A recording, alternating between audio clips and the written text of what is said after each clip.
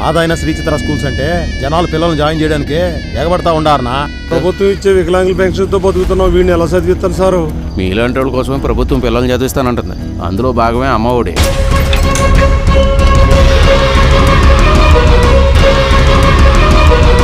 ఈ ఎఫెక్ట్ మన corporate school అన్నిటి మీద పడుతుంది. ఆ తర్వాత అందరూ గవర్నమెంట్ స్కూల్ అంటే పడతారు. మనం ముష్టెత్తుకోవాలి. మారుమూల గ్రామాల్లో పాడైపోయిన స్కూల్స్ ని పునరుద్ధరించాలనుకుంటుంది నాడు నేడుతో. అంతేకాకుండా పేద పిల్లలు కూడా ఇంగ్లీష్ నేర్చుకోవాలని సంకల్పించింది. పోయిన ప్రభుత్వాలు కూడా ఇట్లా చెప్పినాయి. ఇది పనిచేసే ప్రభుత్వం. ఆనాడు పేపర్ చూసావమ్మా?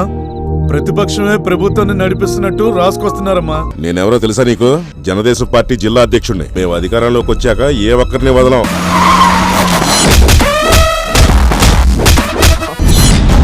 వెన్నుపోటు పొడిచేవాళ్లు ఎక్కడున్నా ప్రమాదకరమే. అది పక్క నుండి వెన్నుపోటు పొడిచేవాళ్లు అంతకంటే ప్రమాదకరం. మీలాంటి వాళ్ల వల్ల రాజకీయం, రథాలు తగలబెట్టడం, గుళ్ళు కూల్చేయడం దగ్గర నుంచి ఇప్పుడు స్కూల్ పిల్లల వరకు వచ్చింది. ఫండింగ్ ఇచ్చేవాడికి పార్టీ అధికారంలో లేకపోతే పతనమైపోతామని మా నాన్నగారు ఎప్పుడూ చెప్తూ ఉండేవారు. అది ఇప్పుడు నిజమైంది. 16 నెలలు ఎన్ని విధాలుగా ముప్పు తిప్పలు పెట్టినా అన్నీ ఎదుర్కొని ఆశయం వైపు అడుగులేశాడు. అనుకున్నది సాధించాడు. ఎంతో మందికి ఈ రోజు తను ఆదర్శంగా నిలిచాడు. పట్టుదలతో ముఖ్యమంత్రి అయ్యాడు. ఆయనెవరో తెలుసుగా? జగన్మావయ్య. ఆమె సిన్సియారిటీ చూసినప్పుడే నేను అనుకున్నాను తన సీఎం రికమెండేషన్ అయి ఉంటుంది. ముఖ్యమంత్రి మా పార్టీ గనక అధికారంలో ఉండింటే నీలాంటి ఎదవల్ని దగ్గరకు కూడా రానిచ్చేవాడిని కాదు. ఈ రూమ్ అంతా పసుపు నీళ్లతో కడిగించు.